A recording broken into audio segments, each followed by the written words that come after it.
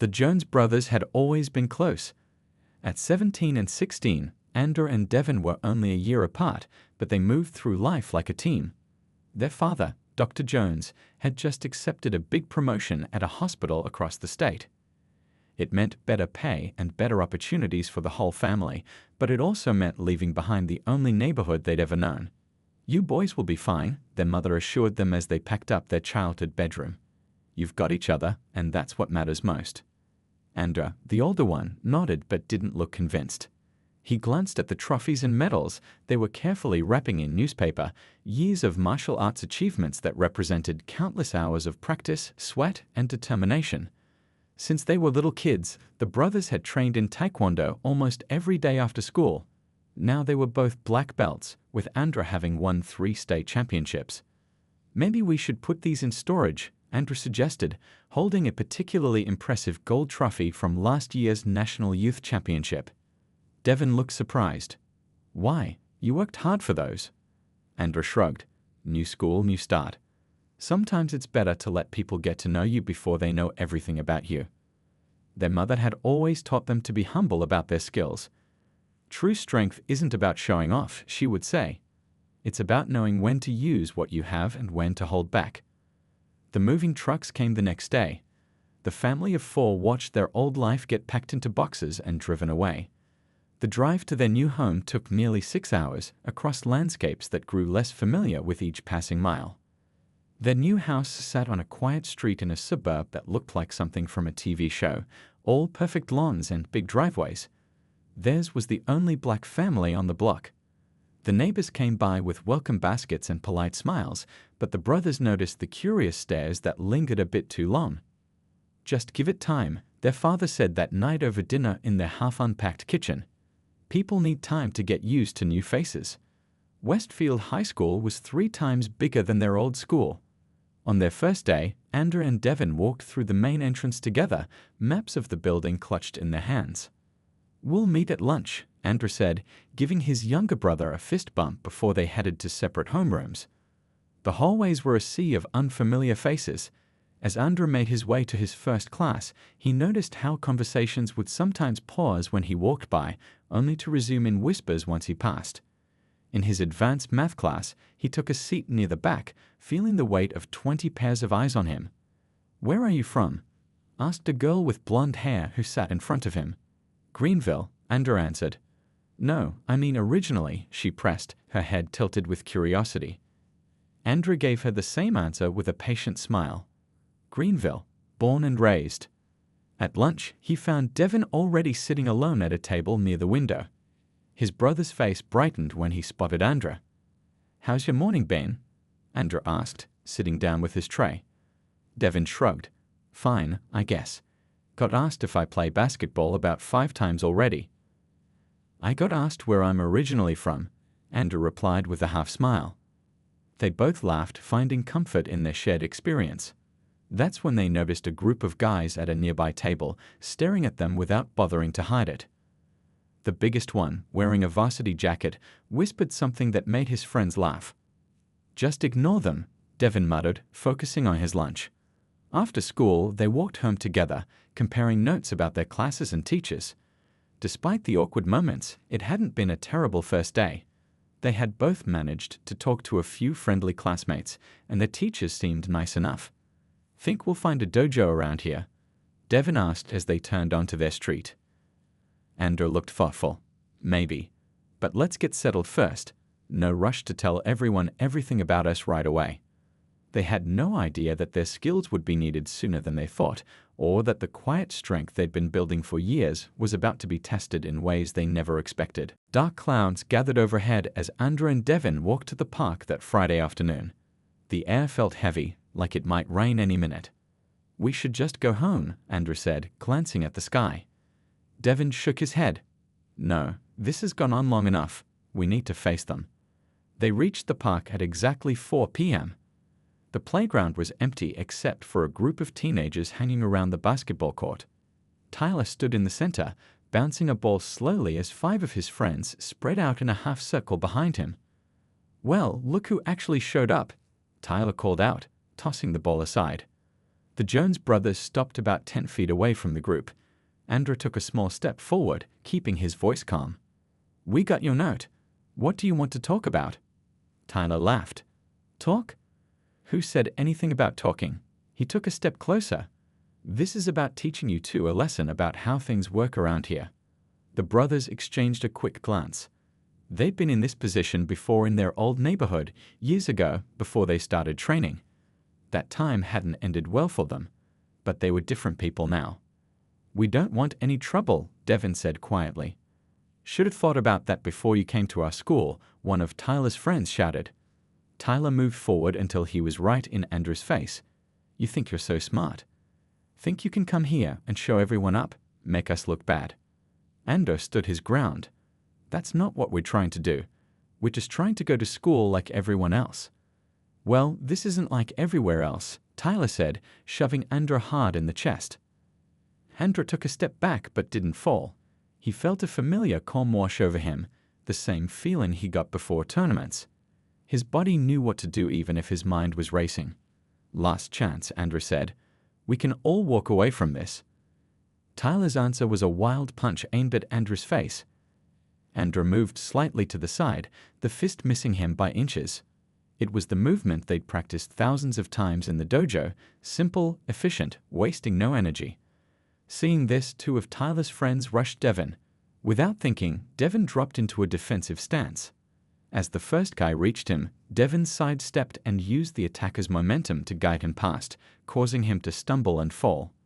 "What the?" The second attacker hesitated, confused by what he'd just seen. Tyler threw another punch and another. Andrew blocked each one with open hands, never striking back, just redirecting the force away from his body. It looked almost like a dance, Tyler growing more frustrated with each failed attempt, Andrew barely seeming to move. "Fight back," Tyler shouted, his face turning red. "I don't need to," Andrew replied calmly. The rest of Tyler's friends had joined in now, surrounding the brothers. As the circle tightened, Andrew and Devin naturally moved back to back, just as they'd practiced in training. One of the guys pulled out a small pocket knife, the blade glinting in the dim light. "Oh man, put that away," another of Tyler's friends said, looking nervous. "Shut up. Let's see how tough they are now," the guy with the knife replied. He lunged at Devin, who moved with practiced precision. In one fluid motion, Devin caught the attacker's wrist, twisted it slightly, and applied just enough pressure to make him drop the knife. He kicked it away without taking his eyes off the attacker. Everyone froze, shocked by what they'd just seen. "How did you?" Tyler started, but was cut off by a shout from across the park. "Hey, what's going on over there?" They all turned to see Mr. Patterson, the school's assistant principal, jogging toward them with his phone out. Behind him were a couple of parents who had been walking their dogs. "This isn't over," Tyler hissed, backing away. "Let's go." He and his friends scattered in different directions just as the first raindrops started to fall. Andrew picked up the knife carefully by the handle. "We should give this to Mr. Patterson," he said. Devin nodded, still catching his breath. "You okay?" "Yeah," Andrew replied. "You?" "Fine." They both knew that nothing would be the same after today. Their secret was out. And as Mr. Patterson reached them, asking rapid-fire questions about what had happened, the brothers realized that the real fight was just beginning. The rain was coming down hard by the time Andrew and Devin sat in the plastic chairs outside the principal's office. Their parents had been called. Mr. Patterson had taken statements from them and from two dog walkers who had witnessed part of the confrontation. "You boys aren't in trouble," Mr. Patterson had assured them. "But I need to understand exactly what happened." Now they waited, still damp from the rain, while voices murmured behind the closed door of Principal Chen's office. Andrew stared at his hands while Devin's leg bounced nervously. "You think they'll believe us?" Devin whispered. Andrew shrugged. "They have witnesses, and we didn't do anything wrong." The office door opened, and their parents walked out with Principal Chen. Mom's face was tight with anger, while Dad looked more worried than they'd seen him in years. "Let's go home," Mom said, her voice carefully controlled. The car ride was silent until they turned onto their street. "Why didn't you tell us what was happening?" Dad finally asked. The brothers exchanged looks. "We thought we could handle it," Andrew said. "And we did," Devin added quickly. No one got hurt. Mom turned in her seat to face them. A boy pulled a knife on you. This isn't about whether you can defend yourselves. This is about you being safe. At home, they sat around the kitchen table while Mom made hot chocolate, a family tradition for serious talks. Principal Chen showed us a video, Dad said quietly. The brothers looked up in surprise. One of the dog walkers recorded part of it on their phone, he explained. It's already spreading around the school community. Devin groaned. Great. Actually, Mom said, setting mugs in front of everyone, it might be a good thing. There's no question about what happened. Those boys clearly attacked you, and you defended yourselves without hurting anyone. She paused. I've never actually seen you use your training outside the dojo before. We haven't needed to, Andrew said. Master Lee always said the best fight is the one you avoid. Well, Master Lee would be proud, Dad said. But this isn't over. The school is taking this very seriously.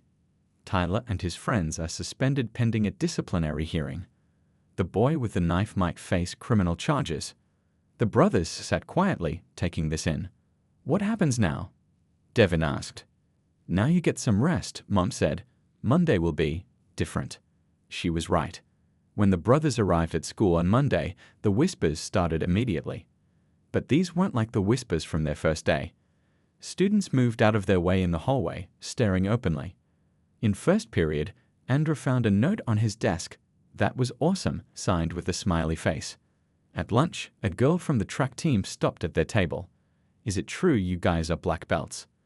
Before they could answer, more students gathered around, peppering them with questions. Have you been doing martial arts your whole lives? Could you teach me that move? Are you guys going to start a club here? The attention was overwhelming. By the end of the day, the brothers were exhausted from all the questions and stares. As they walked home, the assistant coach of the wrestling team jogged up beside them. Hey, I'm Coach Rivera, he said. I saw that video. You guys have amazing control. We could use that kind of discipline on the team. We're not wrestlers, Andrew said politely. No, but you're athletes, Coach Rivera replied. And from what I saw, you understand something most of these kids don't. Real strength isn't about dominating others. After he left, Devin looked at his brother. Everything's changing, isn't it? Before Andrew could answer, they spotted someone sitting on the curb near their house. It was one of Tyler's friends, the one who had told the guy to put the knife away. He stood up nervously as they approached. Hey, I just wanted to say, what happened at the park wasn't right. I should have stopped it sooner. The brothers looked at him in surprise. Tyler's been saying stuff for weeks, he continued. I went along with it because, I don't know, I shouldn't have. What's your name? Andrew asked. Kevin. Well, Kevin, Andrew said, thanks for coming by. There was an awkward pause before Kevin asked, so where did you guys learn to fight like that? It's not about fighting, Devin said. It's about not having to fight. Kevin looked confused, but nodded anyway. Some of us were wondering, if this blows over, would you maybe show us some of those moves sometime? The brothers exchanged a glance, years of training and shared experience passing between them in an instant. Maybe, Andrew said. We'll see. As Kevin walked away, they realized that their new life at Westfield High was taking yet another unexpected turn. Their secret was out, but maybe that wasn't such a bad thing after all. The disciplinary hearing took place a week after the park incident. Andrew and Devin sat with their parents in the conference room, facing the school board, Principal Chen, and Mr. Patterson. Tyler and his friends were scheduled for separate hearings later that day. We've reviewed the video evidence and witness statements, said Mrs. Ortiz, the head of the school board, and we've spoken with several students about the pattern of behavior leading up to Friday's incident. Andrew felt his mom's hand grip his shoulder. What those boys did was inexcusable, Mrs. Ortiz continued. But what concerns me most is that this behavior went on for weeks without any adults noticing. Principal Chen nodded. We failed you boys. I want to apologize for that. The brothers looked at each other in surprise. They hadn't expected this. We're making changes to ensure this doesn't happen again, Mr. Patterson explained. But we also like your input. You handled a dangerous situation with remarkable restraint and maturity. By the time they left the meeting, a plan was in place. The school would implement awareness training for staff and a new reporting system for students experiencing harassment. And more surprisingly, the administration wanted the Jones brothers to be part of these changes. "They want us to talk to the whole school at an assembly," Devin said in disbelief as they walked home. "About what?" Andrew asked. "About what happened. About how we'd handled it," Dad said. "They think other students could learn from your example." Mom was quiet for a moment. "You don't have to do it if you don't want to." The brothers thought about it for a few days. Then on Thursday morning, something happened that helped them decide. They were getting books from their lockers when Tyler's mom approached them. She looked tired, with dark circles under her eyes. "I'm Clenna Wilson," she said, Tyler's mother. The brothers tensed up, unsure what to expect. "I wanted to apologize in person for what my son did," she said, her voice breaking slightly. "There's no excuse for it. None." Andrew found himself feeling sorry for her. "It's not your fault," he said. She shook her head. "Parents are supposed to teach their kids better. We obviously failed somewhere." She took a deep breath. "Tyler's been suspended for 2 weeks and has to do community service. He's also seeing a counselor to work through some issues." "I hope that helps him," Devin said sincerely. "Me too." She hesitated. "The video of what happened, everyone's seen it by now. The way you boys defended yourselves without hurting anyone, it's made a lot of people around here think differently, including me." After she left, the brothers made their decision. They would speak at the assembly. The next week was a whirlwind. Local news picked up the story after the video went viral online. "Teen martial artists show restraint in face of attack," read one headline. The brothers felt uncomfortable with all the attention, but their parents helped them navigate the sudden spotlight. "Just be yourselves," Mom advised before the school assembly. "That's what people need to see." The auditorium was packed.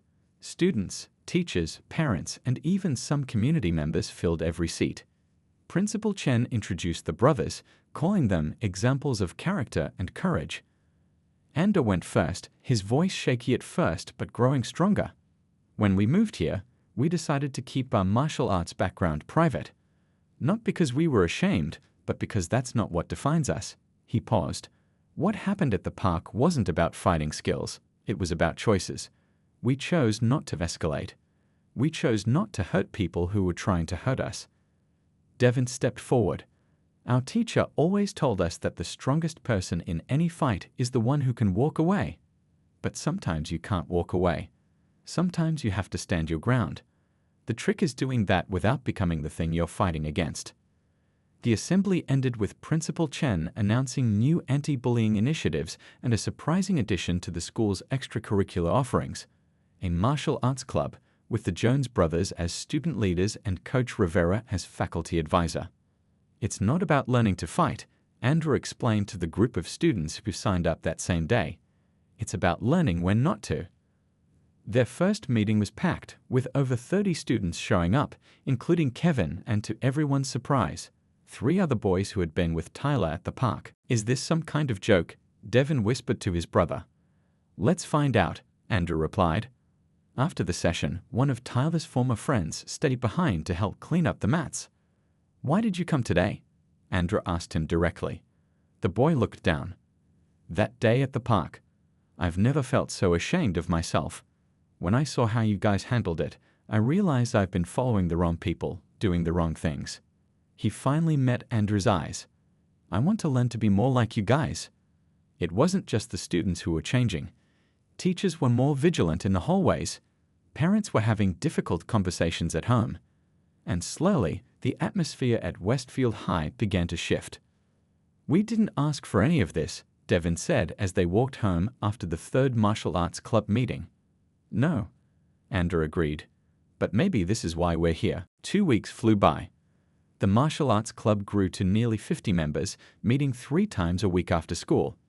Students who had never spoken to each other before were now learning side by side, counting breaths together, and helping each other perfect their stances. "Back straight, feet shoulder width apart," Andrew explained to a freshman girl who was struggling with the basic position. "Think of your body as a tree. Your feet are the roots, drawing strength from the ground." Principal Chen often stopped by to watch, nodding approvingly at the discipline and respect the brothers brought to each session. Even some parents started coming to observe from the bleachers. "You're natural teachers," Coach Rivera told the brothers after one particularly good class. "These kids listen to you." "It's not us," Devin said, "it's the practice. There's something about this that brings people together." The morning Tyler was scheduled to return to school, tension hung in the air. Students gathered in small groups, whispering and watching the front doors. Andrew and Devin arrived early, wanting to be present but not sure what to expect. "There he is," someone whispered as Tyler walked in, head down, shoulders hunched. The hallway grew quiet. Tyler looked different somehow, smaller, less certain. He kept his eyes on the floor as he made his way to his locker. No one approached him, not even his old friends. By lunchtime, rumors were flying. "I heard he has to do 50 hours of community service. My cousin said he almost got expelled for good. Someone told me he has to see a counselor every day." Andrew spotted Tyler sitting alone in the far corner of the cafeteria. Without saying anything to his brother, he picked up his tray and walked over. "Mind if I sit?" he asked. Tyler looked up in surprise. For a moment, Andrew thought he might say no. Then Tyler nodded slightly. Andrew sat down. "How's it going?" Tyler stared at him. "Why are you doing this?" "Doing what?" "Being nice to me. After what I did." Andrew considered this. "I guess because holding grudges takes too much energy." They ate in silence for a few minutes before Tyler spoke again. "Everyone's been talking about your club." Andrew nodded. "It's going pretty well. Kevin says it's not about fighting. Said it's about, I don't know, finding balance or something. That's part of it." Tyler pushed his food around with his fork. "My counselor thinks I have anger issues. Says I need to find better ways to deal with stress." He glanced up. "You think your club could help with that?" The question hung in the air. Andrew knew what his answer meant, not just for Tyler, but for everyone watching, for the whole school. "We meet Mondays, Wednesdays, and Fridays, 3:30 in the gym. Where's something you can move in?" That afternoon, Andrew told Devin about the conversation. "You invited him? After everything?" Devin looked stunned. "That's the whole point, isn't it? People can change if we give them the chance." Devin wasn't convinced. "What if he's just messing with us? What if he shows up and causes trouble?" "Then we handle it," Andrew said simply. Like always. Wednesday came. The club members were warming up when Tyler appeared at the gym door, wearing gray sweatpants and a plain t-shirt. The room went silent. Andrew walked over. "You came." Tyler nodded, looking uncomfortable. "Not sure this is a good idea." "Only one way to find out." Coach Rivera started the class with their usual ritual, everyone sitting in a circle, eyes closed, breathing together for 1 minute. "Clear your minds," Andrew instructed. "Leave everything else outside." Tyler sat stiffly, eyes darting around, clearly feeling out of place, but he stayed. When they moved to practicing basic blocks, Andrew paired Tyler with Kevin. It wasn't perfect. Tyler was stiff and awkward, unused to the controlled movements. But he tried. And no one gave him a hard time. After class, Tyler stayed behind to help stack the mats. "So, what did you think?" Andrew asked. Tyler was quiet for a moment. "It's harder than it looks. Not just the moves, but the focus. It gets easier with practice." "That's what my counselor says too." Tyler hesitated. "Look about what happened at the park." "I never meet." Andrew held up a hand. "Let's just start fresh, okay?" The next day at lunch, something remarkable happened. Tyler sat at the brothers' table. Not with them, exactly. He chose the far end, leaving plenty of space, but at the same table. A small gesture that everyone noticed. The local newspaper ran a story the following week. Teen Martial Arts Club Bridges Divides at Westfield High. They interviewed Principal Chen, who praised the program for teaching conflict resolution through self-discipline, and featured a photo of students from all different groups practicing together. "Did you ever think it would turn out like this?" Mom asked that evening as they read the article together at dinner. The brothers looked at each other. "No," Andrew admitted. "But Master Lee always said that true strength flows outward, affecting everyone around you." Dad smiled. "I think what's happening at your school proves him right." What had started as a personal challenge was becoming something much bigger, a real change that was spreading person by person, day by day, throughout Westfield High. 6 months had passed since that rainy day in the park. Winter had given way to spring, and now summer was approaching. The last week of school brought perfect weather and a sense of excitement for the coming break. For Andrew and Devin, it was a time to look back on how much had changed. Their martial arts club had become one of the most popular activities at Westfield High. Students who once barely acknowledged each other in the hallways now trained side by side 3 times a week, learning not just physical techniques, but the philosophy behind them. "Remember when we decided to keep our training a secret?" Devin asked as they walked to school on the second to last day of the year. Andrew smiled. "Seems like a lifetime ago." The end-of-year assembly was a tradition at Westfield. Awards were handed out, summer safety reminders given, and seniors recognized one last time before graduation. But this year, Principal Chen had added something new to the program. The Community Bridge Award, she explained to the packed auditorium, recognizes students who have made a significant impact on our school culture, who have brought people together instead of driving them apart. No one was surprised when Andrew and Devin's names were called. The applause was immediate and enthusiastic, with many students standing. What did surprise everyone was when Principal Chen added, "And we have a special presenter for this award." Tyler Wilson walked onto the stage. The brothers exchanged a glance as they stood up. Tyler had become a regular at the martial arts club, rarely missing a session. His progress was slow but steady, not just in the physical skills, but in his attitude and behavior. Still, he kept mostly to himself, working hard but saying little. As the brothers reached the stage, Tyler stepped up to the microphone. He looked nervous, his hands gripping a small plaque tightly. 6 months ago, he began, his voice shaking slightly, "I was a different person. I was angry all the time, and I took it out on others, especially these 2 guys standing here." The auditorium was completely silent. What happened that day in the park should have been the worst moment of my life. And in some ways it was.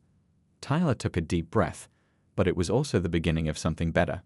He turned to face the brothers directly. "You could have hurt me that day. You had every right to. But instead, you showed me another way." His voice grew stronger. "Then you invited me to join your club even after everything I'd done. You taught me that real strength isn't about putting others down to make yourself feel bigger." Tyler handed them the plaque, which bore both their names and the words "For Building Bridges of Understanding." "I'm still learning," he added with a small smile. "Still got a long way to go. But thanks to you guys, I'm on a better path." The applause was deafening. Afterward, as students spilled out onto the lawn for the year-end picnic, a local reporter approached the brothers. "Can I ask you a few questions?" she said, holding up a small recorder. "We're doing a follow-up story on how your club has changed things at the school." Before they could answer, several other students gathered around, eager to share their experiences. "The club helped me make friends I never would have talked to before," said a quiet girl from the debate team. "I used to get in trouble all the time for fighting," added a sophomore boy. "Now I haven't had a single detention in 4 months." As the reporter jotted down notes, the brothers' parents joined the group. "We couldn't be prouder," Mom said, hugging them both, "not just of what you've accomplished, but of how you did it."